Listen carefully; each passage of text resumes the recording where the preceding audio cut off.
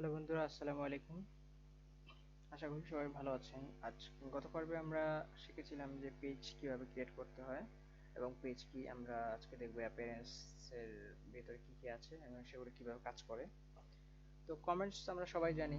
Comments যদি আপনাদের পোস্টে কেউ কমেন্টস করে, সেক্ষেত্রে সেই কমেন্টগুলো এখানে চলে আসবে। ব্যাস, এর আর কিছুই না। আপনি এখান থেকে অ্যাপ্রুভ করতে পারবেন, ডিলিট করতে পারবেন কমেন্টসগুলো। তো এরপরে আমরা যাব অ্যাপিয়ারেন্স। অ্যাপিয়ারেন্সের ভিতরে ক্লিক করব। অ্যাপিয়ারেন্সে আপনারা দেখতে পাচ্ছেন এখানে প্রথমটা হচ্ছে আমরা থিমের মধ্যে আছি। অ্যাপিয়ারেন্সের ভিতরে থিম। তো থিম মানে কি? থিম হচ্ছে আপনার এই যে পুরো যে আপনার একটা ওয়েবসাইট, এই ওয়েবসাইটটা কিরকম স্টাইল হবে, কিরকম আপনার কি কাজ করবে, কিভাবে কি হবে, এই যে উপরে যে হেডার কোথায় থাকবে, তারপরে মেনু কোথায় থাকবে, তারপরে এটার টাইটেল কোথায় থাকবে, পিকচার কোথায় থাকবে, তারপরে আপনি যে পোস্ট করবেন সেগুলো কোথায় থাকবে, এগুলো একটা সব বিন্যস্ত একটা আপনার বিষয় থাকবে, যেটা সাজানো গোছানো থাকবে কোথায় কিভাবে। সেটা হচ্ছে আপনাদের থিম। তো এই থিম নিয়ে আমরা আরো পরে আলোচনা করব এবং আজকে দেখব আমরা থিম কিভাবে অ্যাড করতে হয়। তো এখানে যেটা আমাদের ইয়ে থাকে, ডিফল্ট ভাবে যে থিম থাকে সেটা আমরা ডিলিট করে দিয়েছি। তো আমরা নতুন থিম অ্যাড করব। অ্যাড নিউতে ক্লিক করব। এখানে আপনি ফ্রি থিম, এখানে এখানে যাই পাবেন সব ফ্রি থিম। আপনি ফ্রি থিমের মধ্যে অনেক আছে প্রিমিয়াম থিম। ফ্রি থিম সেগুলোই প্রিমিয়াম, মানে খুব খুব আপনার বেস্ট কোয়ালিটি। আপনার ক্লায়েন্টের জন্য আপনি এটাই যথেষ্ট আমি মনে করি।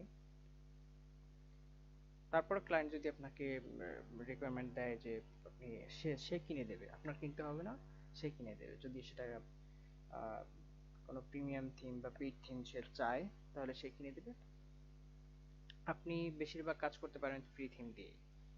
তো আমরা যে কোনো একটা থিম ইনস্টল করব এখন। আচ্ছা, আমরা প্রাথমিকভাবে আমরা এই থিমটা ইনস্টল করি, দেখি এটাতে কি আছে। ইনস্টল করছি, যে ইনস্টলে ক্লিক করবেন।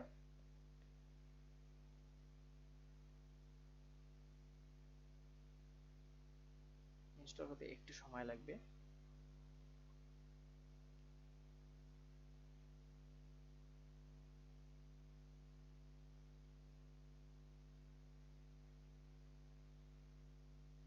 এই যে থিমটি ইনস্টল হয়ে গেছে।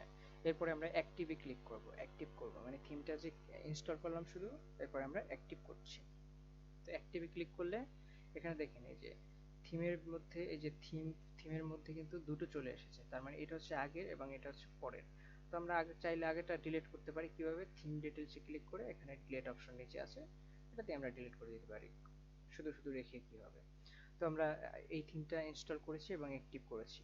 তো আমাদের ওয়েবসাইটের একটু দেখে নিই ওয়েবসাইটটা কিরকম পর্যায়ে হয়েছে এখন। তো রিলোড দিচ্ছি। তো এই যে দেখেন, এই যে চলে এসেছে। এখন কিন্তু পুরো মানে পুরোটা চেঞ্জ হয়ে গেছে, অন্যরকম হয়ে গেছে। থিম চেঞ্জ করাতে আমাদের সব স্টাইল চেঞ্জ হয়ে গেছে। এখানে পিকচার চলে এসেছে, এই যে এখানে টাইটেল চলে এসেছে এবং সাবটাইটেল চলে এসেছে। Just another website, WordPress site, my project. এবং এখানে দুটো পেজ ছিল, এটা হচ্ছে মেনু। দুটো পেজ ছিল, একটা হচ্ছে অ্যাবাউট পেজ এবং আরেকটা হচ্ছে স্যাম্পল পেজ। এই যে মেনুটা কিভাবে কোথায় কাজ করছে দেখেন। মেনুটা উপরে, এই যে উপরে চলে এসেছে, ব্যাকগ্রাউন্ড অন্যরকম হয়ে গেছে। তো আমরা আমরা সরাসরি আমরা হোম পেজে চলে যাচ্ছি। হোম পেজে এই যে সার্চ বক্স চলে আসছে, এখানে সার্চ বক্স অন্যভাবে আসছে আর কি।